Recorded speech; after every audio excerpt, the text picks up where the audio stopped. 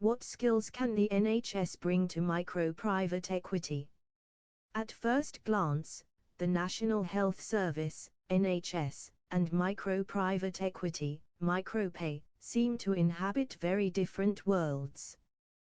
The NHS is a public institution, dedicated to universal healthcare, governed by values of equity, compassion and patient safety. Micropay is driven by financial returns, often agile acquisitions, operational optimization and growth in small to medium-sized enterprises, SMEs. However, many of the skills developed in the NHS are highly applicable, and even advantageous, in micropay settings. This essay explores those skills, supported by evidence from NHS policy, frameworks and empirical studies. It argues that NHS-born skills in leadership, resource allocation, data and evidence-driven decision-making, risk and governance, change management, innovation, ethics, teamwork, long-term thinking and communication can enrich micropay. It also considers challenges and how to mitigate them.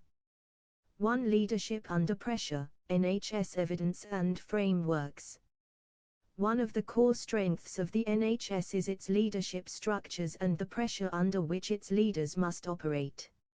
NHS leaders are expected to manage complicated service delivery constraints, for example tight budgets, regulatory pressures, rising demand, sometimes under public scrutiny, including during national crises such as the COVID-19 pandemic.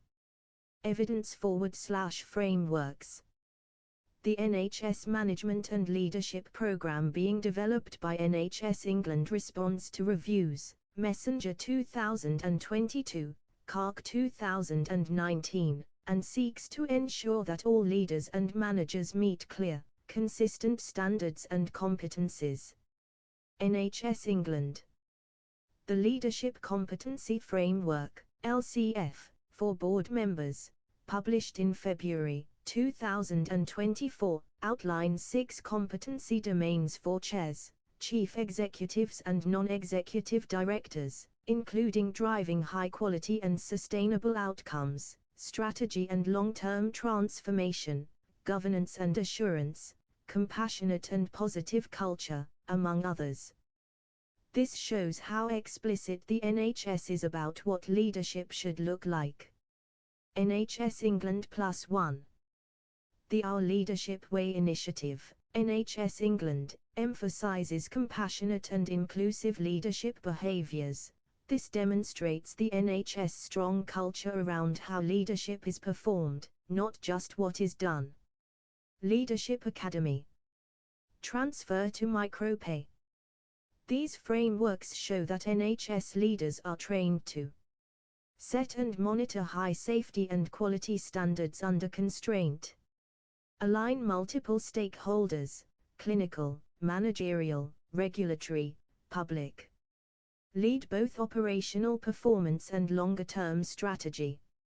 In micropay, similar pressures arise, stabilizing acquisitions, ensuring regulatory compliance, managing stakeholder expectations, employees, customers, possibly regulators, while pushing for growth. Thus NHS leadership skills map well onto what micropay needs. 2. Resource allocation and efficiency, empirical studies. A critical skill in the NHS is allocation of scarce resources in ways that maximize outcomes. Few sectors match the pressure of having finite funds, high demand, and regulatory obligations about equity. Evidence. A longitudinal ecological study, 2001 to 2011, found that increased NHS funding to more deprived areas was linked with a reduction in mortality amenable to healthcare between deprived and affluent regions in England. Thus, deliberate, evidence-based resource allocation can change outcomes for the better. PubMed. A study in NHS dentistry used program budgeting marginal analysis, PBMA, to decide how to invest new resources, disinvest or deliver services more efficiently. It involved scoring program components, using public evidence and systematic literature review, then panel voting to prioritize. SAGE journals. The digital knowledge resources, economic value, national procurement, evaluation showed that by centralizing procurement of core digital content, the NHS achieved about a 15% improvement in efficiency cost per clinical FTE, full-time equivalent, plus increases in reach. library.he.nhs.uk. Transfer to micropay. Micropay often needs to make similar resource allocation decisions, which parts of a portfolio company to invest in, or cut, what processes to centralize, where to find efficiencies without harming quality. NHS experience in PBMA, central procurement, and resource allocation under public scrutiny offers methodologies, disciplines, and evidence that can be adapted for private equity use. 3. Risk management and governance. Because patient safety, regulatory compliance, and public accountability are central to the NHS, risk management and governance are highly structured and deeply embedded. Evidence-frameworks. The NHS Leadership Competency Framework includes domains like providing robust governance and assurance, which emphasizes the use of multiple information sources to assure performance, financial safety, workforce issues, quality and safety. NHS England +1. The NHS Fit and Proper Person Test, as reinforced in the Leadership Competency Framework, requires board members to self-assess and be accountable, underpinned by ethical, governance, and assurance structures. National Guardian's Office +1. In intensive care during pandemic periods, ethical frameworks for resource allocation were developed and compared. Many of these include explicit stakeholder input, objective criteria, for example clinical frailty score, SOFA score, transparency about trade-offs. ARC West. Transfer to micropay. In micropay, risks abound: financial, regulatory, reputational, operational. The way the NHS handles risk, via governance frameworks, evidence, ethical constraints, transparent reporting, offers useful models. Micropay practitioners can benefit from designing governance structures, risk registers, board oversight, and ethical guardrails analogous to those in the NHS. 4. Data and evidence-driven decision-making. Strong decision-making using data and evidence is another key NHS skill. Evidence. The NHS has various competency frameworks which require leaders to use quality, performance, finance and workforce intelligence when setting strategy. The Leadership Competency Framework explicitly states that strategy should be informed using intelligence from multiple data sources. NHS England +1. PBMA studies in dental services gathered evidence from academic literature, publicly available NHS data, and then used them to score program components to aid allocation decisions. SAGE journals. Evaluations like the Your Care Needs You intervention evaluated cost and QALYs, quality adjusted life years, in older patients transitioning from hospital to home, showing how evidence, cost, outcomes, can guide effective interventions. R14. Transfer to micropay. In acquisitions or portfolio company management, micropay must make decisions about investment, strategy, pricing, operations, etc. Being able to gather reliable data, financial, operational, market, analyze trade-offs, costs vs benefits, run sensitivity analyses, and monitor outcomes is essential. NHS provides real case studies of doing so under constraint or when evidence is imperfect. 5. Change management and cultural sensitivity. Change is constant in the NHS. Policy changes, reorganizations, clinical guidelines, digital transformation, integration of flows of care, hospital/community, etc. Doing this well requires skill in managing people, culture, communication, resistance. Evidence/frameworks. The Developing People, Improving Care Framework, December 2016, sets out improvement and leadership capabilities including quality improvement skills, systems leadership, compassionate inclusive leadership and talent management. The King's Fund. The New Management and Leadership Framework, in Development, 2024 to 2025, will include a code of practice, standards and competencies at different levels, and curricula for leadership and management. This reflects a formal recognition that managing change, and managers who can lead it, is essential. nw.leadershipacademy.nhs.uk+2CMI+2. Transfer to micropay. In micropay, turning around or scaling an SME often involves major change, implementing new management systems, altering culture, upgrading technology, bringing in new staff or practices. NHS has lived experience of these tasks, both what works, stakeholder engagement, training, incremental change, and pitfalls to avoid, lack of communication, neglect of staff morale, cultural misfits. 6. Innovation under constraint. Because resources are limited, the NHS has often had to innovate, not just in technology or clinical techniques, but in service delivery, process redesign, procurement, partnerships. Evidence. Studies such as the Digital Knowledge Resources, Economic Value of National Procurement of Core Content showed how centralizing procurement and standardizing access to digital resources increases efficiency, reduces duplication, without necessarily increasing cost. library.he.nhs.uk. The PBMA case in NHS dental services shows creative prioritization, trading off what to do more of, invest, or scale back. Such methods promote innovation in where to allocate effort. Sage Journals. The Your Care Needs You intervention demonstrates innovation in care transitions, patient empowerment, with robust evaluation of cost-effectiveness. R14. Transfer to micropay. SMEs often cannot afford large R&D budgets. Value often comes from process improvements, customer experience innovations, cost savings. NHS examples provide models of how to do more with less, how to test innovative interventions, evaluate them rigorously, then scale ones that work.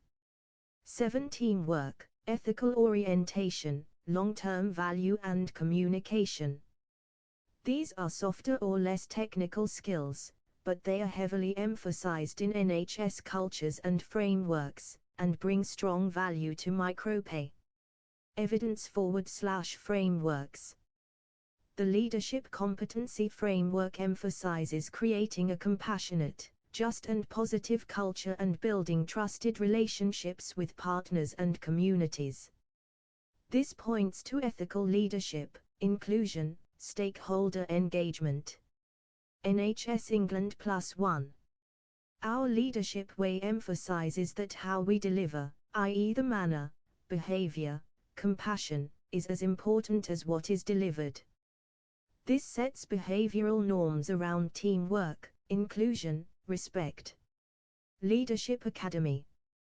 The NHS People Promise, referenced in those leadership domains, as well as the emphasis on speaking up culture, safety culture, equality, diversity and inclusion, show moral and ethical frameworks that guide decision-making beyond pure financial or operational metrics.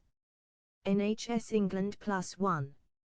Long-term value creation is implicit in many NHS policies, resource allocation aimed at reducing health inequalities, which have long time horizons, investment in prevention, and in quality outcomes that may only show returns or improvements years later. The Your Care Needs You cost-effectiveness study is one recent example where longer-term outcomes, after discharge, mattered. 14. Communication is emphasized in leadership competencies, being transparent, building trust, listening to staff, patients, partners. These skills are critical in any business, especially when change is being implemented or when external stakeholders are involved. 8. Putting it all together, what might this look like in micropay? Based on the above, what might a micropay firm gain / how might it leverage NHS skills in practice? Here are some concrete proposals / examples.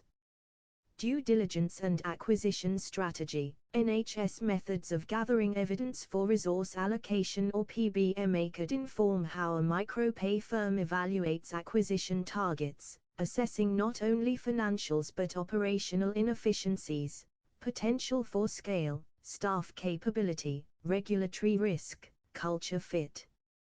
Post-acquisition turnaround. NHS-trained leaders may excel in stabilizing companies, like managing departments under demand, bringing in structured governance, instilling data dashboards, implementing process improvement methods, lean, continuous improvement, to reduce waste and improve margins. Governance and risk frameworks. The NHS board-level competency framework can inform the design of boards, particularly for small businesses in the portfolio, introducing non-executive oversight, clear role definitions, accountability, risk registers, compliance with standards. Innovation under constraint. SMEs often don't have deep pockets. NHS style of innovating with low resources, via pilot projects, testing, scaling only what works, with evaluation, is a safer and more sustainable path than large bets. Talent and culture. The NHS's frameworks for leadership behavior, compassion, inclusion, speaking up, its people promise, can help build strong internal culture in portfolio companies, which aids retention, morale and productivity. Communication with stakeholders, whether with employees, regulators, local communities or customers. NHS methods of inclusive communication, listening, transparency, setting expectations, can reduce resistances and align stakeholders. Long-term orientation, weighting not just short-term profits but future sustainability, ethical reputation, employee development, customer satisfaction, all of which NHS examples show are feasible even under public pressure. 9 Challenges and how to overcome them. While many NHS skills are transferable and valuable, there are challenges.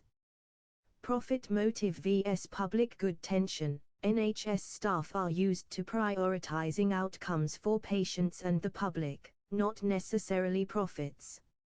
Some may struggle with or dislike purely financial performance indicators. Alignment of incentives will be important. Speed and agility. The NHS is large and regulated, change is often slow. Micropay needs speed and decisiveness. NHS methods may need adaptation for pace. Cultural mismatches. SMEs may lack the formal structures and scales the NHS has. Applying NHS governance or processes in small businesses may seem burdensome if done in a heavy way. Data availability. NHS often has access to large datasets. SMEs may have patchy records.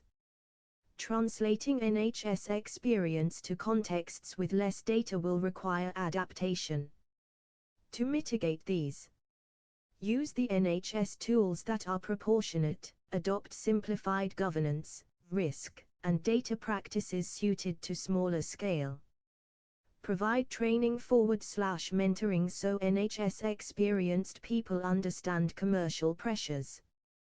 Blend NHS ethical and public service values with private sector performance metrics. Pilot change in a few portfolio companies, learn what works in SMEs, then scale. Conclusion. The NHS, despite its very different mandate from micro-private equity, is a deep reservoir of valuable skills: leadership under constraint, resource allocation, data-driven decision-making, risk and governance, innovation, ethics, long-term thinking, communication and culture. Supported by policy frameworks, such as the NHS Leadership Competency Framework, Our Leadership Way, the Developing Management and Leadership Code, empirical studies on resource allocation, cost effectiveness, marginal analysis, and program evaluations, we see that these skills are not just abstractions but practiced, evaluated, refined. For micropay, incorporating these NHS-derived competencies can yield more robust, ethical, sustainable, and ultimately successful investments. It offers the potential for firms to not only deliver financial returns but build companies that treat employees well, that innovate responsibly, that are resilient in changing environments, and that hold stakeholder trust.